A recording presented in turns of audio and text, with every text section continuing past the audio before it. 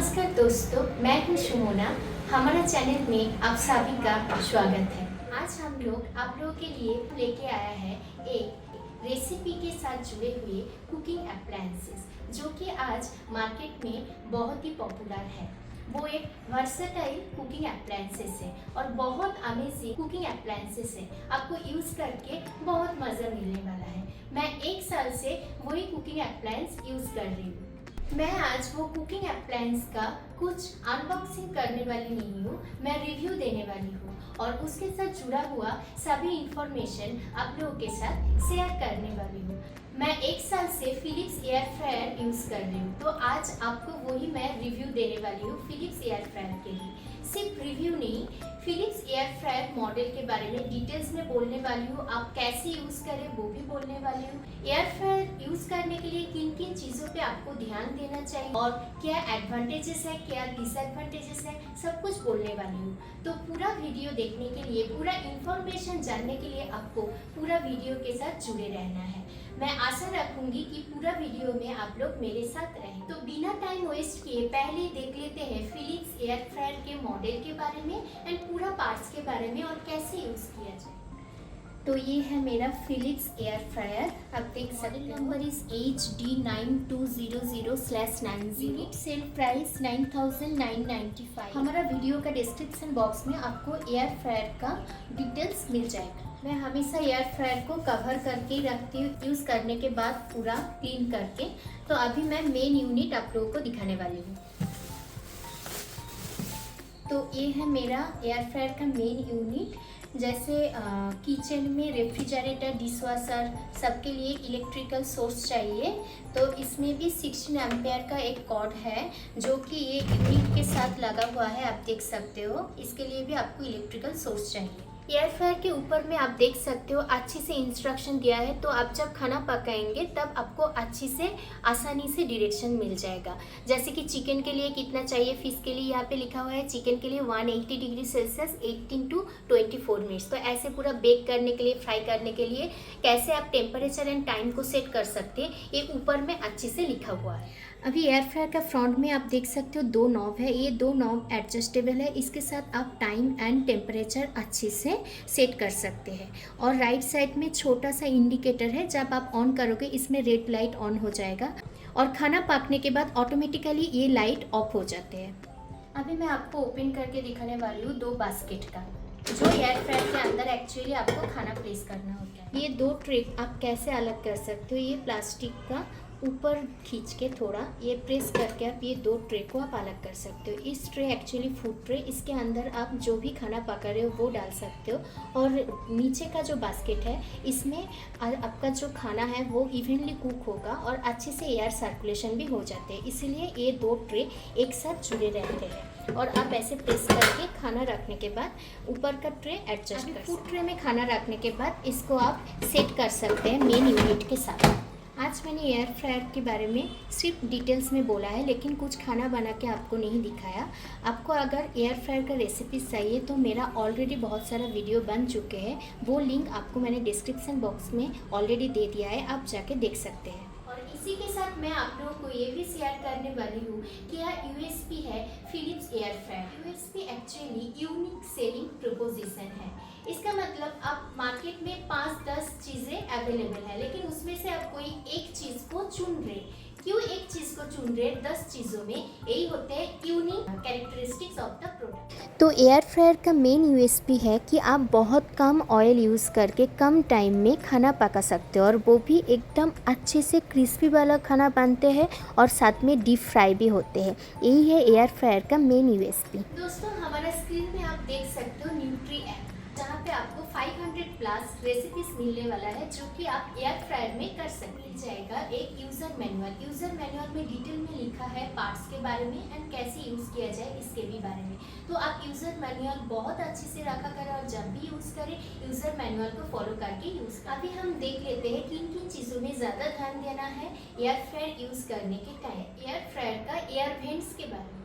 Air fryer का vents सामने, पीछे, नीचे कहीं पे भी हो सकते। तो जब भी आप लोग एयर फ्रायर को प्लेस कर रहे तब ध्यान रखना आसपास में थोड़ा सा स्पेस होना चाहिए, जाकि वेंटिलेशन अच्छी से हो सकता है। बारे में। एयर फ्रायर के ऊपर एयर इनलेट होते हैं, तो इसीलिए आपको एयर फ्रायर को हमेशा अनकवर्ड रखना चाहिए। हमेशा ध्यान में रखना, एयर फ्रायर के ऊपर कभी भी कोई भी स्पून या सजाने का कपड़ा, फ्लावर वास, कोई भी चीज़ आपको मत रखना है। कौन सा बर्तन आपको यूज़ करना है एयर फ्रायर में, अभी वो देख लिया जाए। एयर फ्रायर में आप silicon utensils and oven safe dishes use कर सकते हैं। थोड़ा प्री हीटिंग के बारे में बोल देते हैं। हम लोग जब कढ़ाई पे कोई भी खाना पकाते हैं तो ऑयल को पहले, कढ़ाई को पहले हम थोड़ा गरम कर लेते हैं, पैन को थोड़ा गरम कर लेते हैं रोटी डालने से पहले। तो ऐसे आप एयर फ्रायर को भी प्री हीटिंग कर सकते हो। 5 मिनट के लिए आप प्री हीट कर सकते हो, उसके बाद आप उसमें खाना डाल सकते हो, तब आपका खाना अच्छे से पक जाए। हमेशा एक चीज़ों में ध्यान रखना, एयर फ्रायर को कभी भी, एयर फ्रायर का जो ट्रे है जिसमें आप लोग खाना डालते हैं, कभी भी ओवर क्राउडिंग मत करना। मेरे पास जो फिलिप्स का एयर फ्रायर है वो एक्चुअली 4 लीटर का है, 2 से 3 जन के लिए काफ़ी है। तो आपका घर में अगर एक साथ 7, 8 या 10 गेस्ट आ जाए जल्दी खाना पकाने के लिए, एक साथ पूरा खाना मत डालना। अगर आप एक साथ बहुत ओवर क्राउडिंग कर रहे हो ट्रे को, तो खाना अच्छे से नहीं पकेंगे। आपका जो एक्सपेक्टेशन है वो क्रिस्पी खाने का, वो आपको नहीं मिलने वाला। और एक चीज़ आपको ध्यान रखना है, जब भी आप एयर फ्रायर में खाना दे रहे हैं तो एक साइड बहुत अच्छे से पक जाते हैं। अगर आप टेम्परेचर हाई कर रहे हो और टाइम थोड़ा कम देते हैं तो एक साइड बहुत अच्छे से पक जाते हैं, दूसरा साइड थोड़ा सा कच्चा रह जाते हैं। तो इसलिए आपको क्या करना है, इवन कुकिंग के लिए आपको इसको पलट के दूसरा साइड 2 बार देना है। क्यों देना है? क्योंकि दूसरा साइड भी अच्छे से पक जाए और पूरा खाना आपका क्रिस्पी बन जाए। तो इसीलिए आप हाथ से मत कीजिए, आपको चटका भी लग सकते, इससे अच्छा है आप जो चिमटी होते हैं वो स्टील का भी होते हैं, वो लंबा हैंडल वाला चिमटी यूज़ करके आप खाना को पलट सकते हैं। प्री हीटिंग के टाइम और एक चीज़ ध्यान में रखना है, प्री हीटिंग के टाइम आप सिलिकॉन का कुछ भी आप यूटेंसिल्स यूज़ कर रहे हो खाना पकाने के टाइम, और या तो आप एल्यूमिनियम का जो फॉयल दे रहे हो प्री हीटिंग के टाइम, ये एल्यूमिनियम का फॉयल कुछ भी आप मत रखिए, क्योंकि उस टाइम खाना नहीं होते हैं। तो एल्यूमिनियम का जो फॉयल है वो अंदर उड़ सकते हैं, तब जाके वो फैन में भी अटक सकते हैं। तो इससे अच्छा है कि प्री हीटिंग के टाइम आप खाली जो ट्रे है उसी को प्री हीट कीजिए। मैं बोलने वाली हूँ एयर फ्रायर में आप कौन सा खाना रीहीट कर सकते हो। जैसे कि हम ओटीजी में राइस रीहीट करते हैं, कोई भी करी रीहीट करते हैं, ये सारी चीज़ रीहीट कर लेते हैं। लेकिन एयर फ्रायर में आप ये सारी चीज़ रीहीट नहीं कर सकते, क्योंकि एयर फ्रायर में आप कोई भी खाना दो वो पूरा क्रिस्पी बन जाते हैं और डिहाइड्रेटेड हो जाते हैं। तो अगर आप राइस दे रहे हो बोल में, राइस पूरा एकदम हार्ड राइस बन जाते हैं। तो इससे अच्छा है जो भी क्रिस्पी खाना है, जैसे कि समोसा, पकोड़ा, कचौरी, फिर आपका कबाब, फ्रेंच फ्राइज, क्योंकि वो देने से रीहीट हो जाते हैं और ऊपर से क्रिस्पी भी बन जाते हैं। तो अभी देख लेते हैं मैंने ये फिलिप्स एयर फ्रायर को क्यों वर्सेटाइल कुकिंग अप्लायंसेस बोल रही हूँ।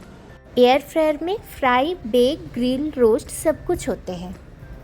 अभी मैं एयर फ्रायर का एडवांटेजेस के बारे में बोलने वाली हूँ। एयर फ्रायर यूज़ करके आप बहुत हेल्दी खाना खा सकते हो, क्योंकि बहुत मिनिमल ऑयल में आप खाना पका सकते हो और खाना बहुत फास्ट भी होते हैं। तो घर में अगर गेस्ट आ रहे हैं तो ज़्यादा वेट करने का जरूरी नहीं है, तो बहुत फास्ट खाना बन सकते हैं। और एयर फ्रायर का ज़्यादा एडवांटेज जो कि मैं फील करती हूँ, वो जब भी कढ़ाई में तेल डाल के आप खाना पकाते हो पूरा किचन ऑयली बन जाते हैं, लेकिन एयर फ्रायर में आपका किचन कभी भी ऑयली नहीं बन सकते हैं।